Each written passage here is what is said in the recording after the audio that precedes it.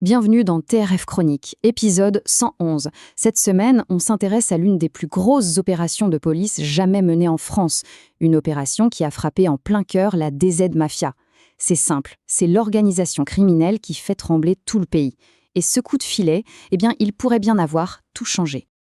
Alors, au programme aujourd'hui, on va décortiquer ensemble cette opération spectaculaire. On va voir qui est vraiment la DZ Mafia, quelles têtes sont tombées, et surtout, on va se poser la question. Est-ce que c'est la fin de l'histoire pour eux, ou au contraire, est-ce que ce n'est que le début d'autre chose? Allez, on commence tout de suite avec le premier point, cette fameuse opération choc. Tout commence très tôt, aux premières lueurs des 9 et 10 mars. Là, un raid policier absolument massif et ultra coordonné est lancé.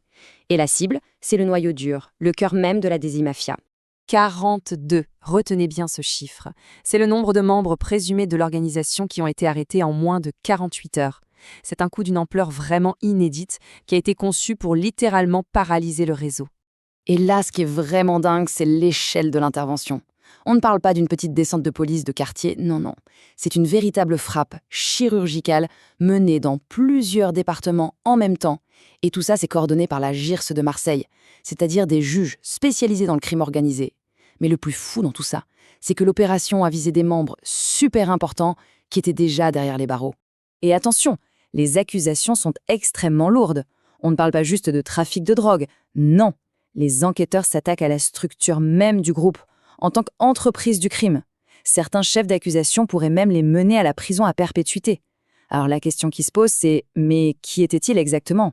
Pour bien comprendre pourquoi cette opération est si importante, il faut d'abord saisir ce qui rend la DZ Mafia si spéciale. Oubliez l'image du gang classique avec un parrain au sommet et des capots. C'est beaucoup plus complexe que ça.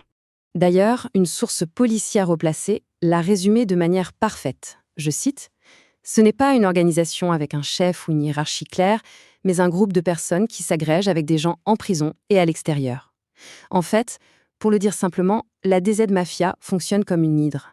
Le truc à bien comprendre avec cette hydre, c'est sa résilience. Quand on coupe une tête, une autre repousse. C'est une organisation qui fonctionne un peu comme une franchise du crime.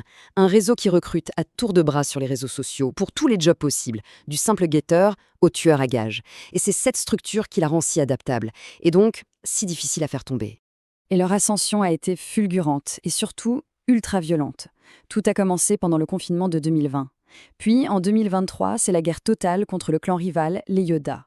Une guerre qui a fait 49 morts et qui s'est soldée par leur victoire écrasante. Depuis, ils régnaient en maître absolu sur Marseille. Mais une organisation comme ça repose quand même sur quelques têtes pensantes. Alors voyons qui sont les individus au centre de ce coup de filet. Le raid n'a pas seulement visé les petites mains, loin de là. Les forces de l'ordre sont allées chercher directement le commandement présumé. Et comme je le disais, ces individus étaient déjà en prison, mais on les soupçonne d'avoir continué à tout piloter depuis leur cellule. Et en première ligne, on trouve 3 hommes considérés comme les cerveaux de l'organisation, Mamine, Gabi et La Brute. Tous ont donc été extraits de leurs prisons respectives, car ils sont soupçonnés d'être les grands architectes de la stratégie violente du groupe. Mais ce raid a aussi mis en lumière quelque chose d'encore plus troublant, une connexion qui suggère que le réseau va bien au-delà du simple monde criminel et qu'il touche même des professions tout à fait légales. Et cette personne, c'est un avocat. Oui, vous avez bien entendu, un avocat inscrit au barreau de Lyon, et pas n'importe lequel, c'était le conseil d'Amine O, alias Mamine. Alors, de quoi on le soupçonne? Eh bien, d'avoir joué le rôle de facilitateur, de messager pour son client. Il aurait tenté de faire entrer en prison des objets interdits, comme un routeur 4G pour communiquer, ou même des grosses liasses de billets. Ça vous donne une idée de l'étendue du réseau et de sa capacité à corrompre.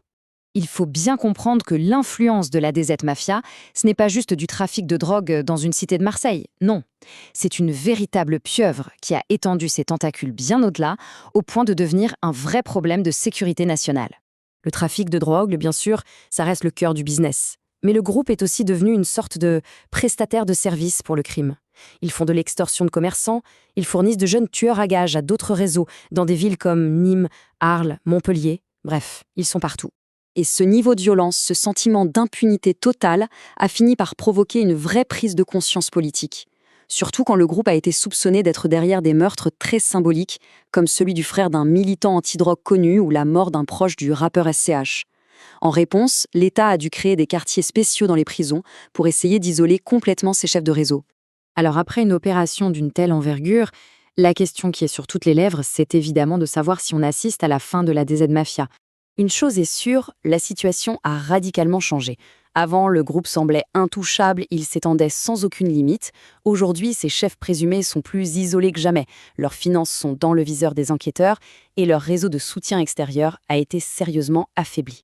Mais il faut absolument garder en tête cette métaphore de l'hydre.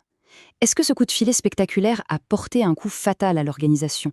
Ou est-ce que, en coupant les têtes dirigeantes, on a simplement créé un vide, une place, pour que d'autres, peut-être encore plus jeunes et plus violents, ne prennent le relais? Seul l'avenir nous le dira.